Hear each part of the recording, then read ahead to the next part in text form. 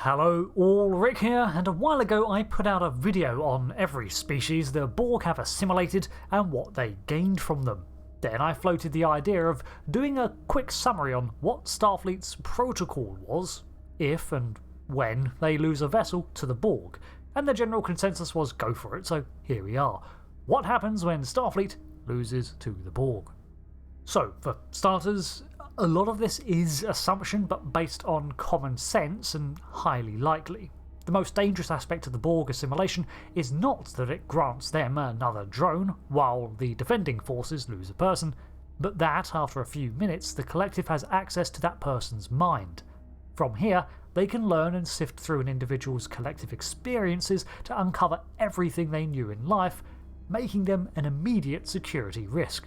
As harsh as this is going to sound, the actions taken are going to depend on the importance of the role an assimilated individual was in. For example, the worst case scenario is that a captain is assimilated, or even a member of the senior staff, as these people have access to a wider range of information and authority than an ensign.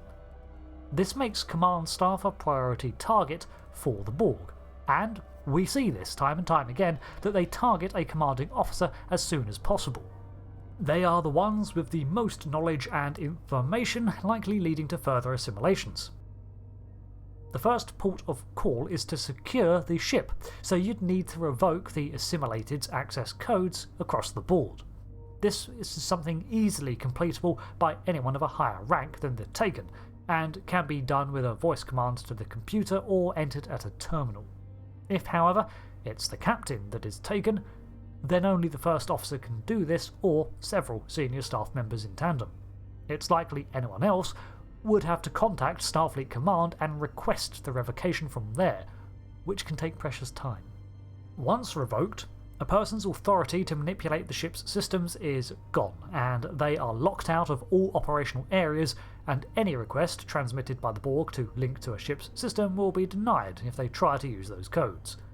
Time is of the essence here, but more often than not this revocation can be completed before the Borg gain full access to the mind of the assimilated. If not, however, well, then it's an easy win for the Borg, who can turn a ship's captain's authority against them and just start shutting down things. Through trial and error with the Borg, Starfleet has learned that they will adapt very quickly to standard weapon attacks and even shield modulations. To counter this, rotating the frequencies of shields and weapons is common practice when challenging Starfleet's most pressuring foe. However, these rotations are often applied by an algorithm that can be predictable if the equation behind the effect is realised.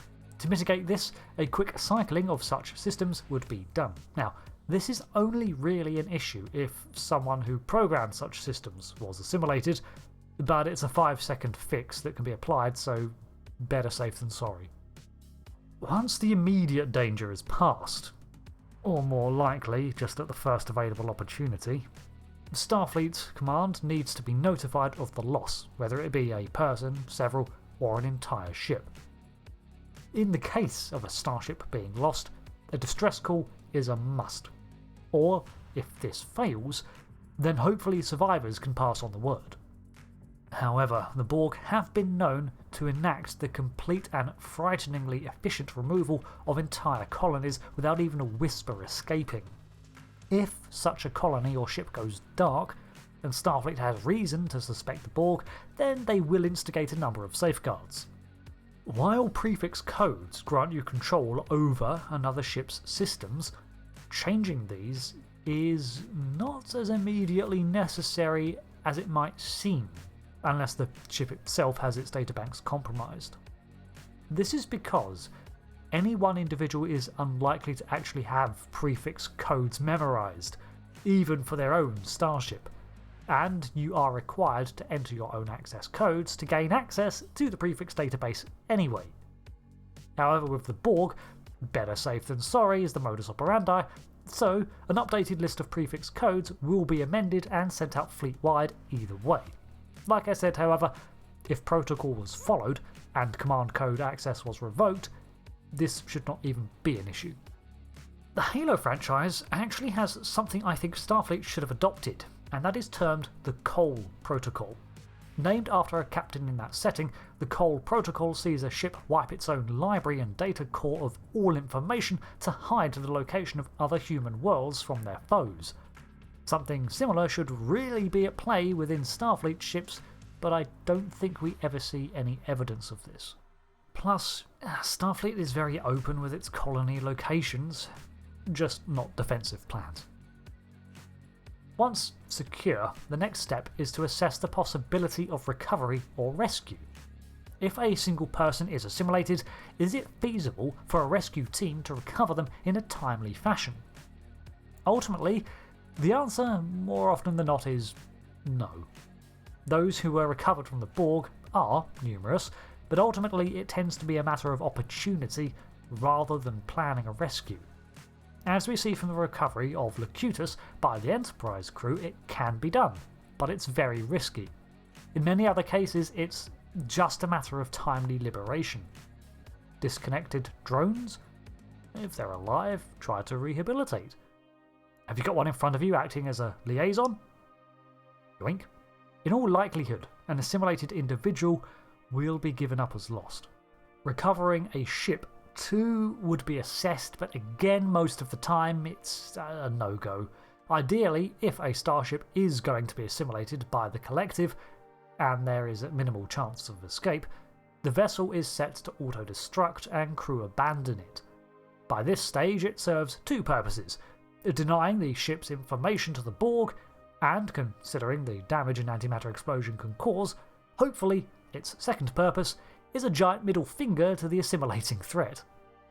Over a longer term, and by this I mean hours and days, Starfleet will need to look at the knowledge the Borg now have access to and run risk evaluations on any operations and plans that could be affected. For example, a captain has operational knowledge of many of Starfleet's ongoing operations within a sector in which they are on duty. Other captains are tasked with pivotal roles regarding certain scenarios.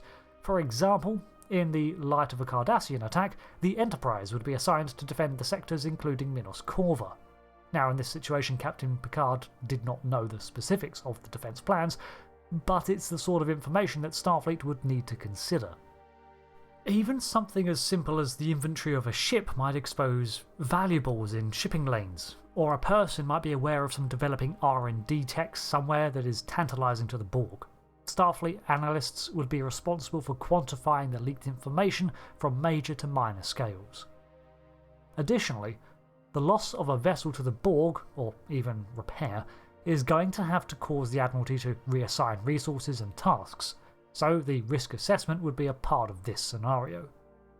We saw the effects of not doing this in Best of Both Worlds, where the Enterprise crew was unable to utilise their deflector beam weapon on the Borg cube because it was knowledge Picard had possessed, and the Borg adapted. Equally, they cruised through the Battle of Wolf 359. Had they altered the plan somewhat, they may have succeeded. The last part is one of the longest-reaching ramifications, and that is the mental health of the survivors. Survivors' guilt, bottled emotions and PTSD are chief among the issues experienced by survivors of a Borg attack, so taking care of those left in its wake is paramount. These issues are ongoing, and precisely why adding a dedicated counsellor to a starship is actually a really good idea. Thanks for watching this breakdown on the measures Starfleet would take if they lose a ship or person to the Borg collective. It's a subject that often crosses my mind, the effective cybersecurity of Starfleet and the advantage assimilation grants the Borg. Then occasionally Starfleet just gives the Borg a helping hand by adding Borg tech to all of their ships and whoops, all bad. Shelby, what were you thinking? Thanks again, I've been Rick, and goodbye.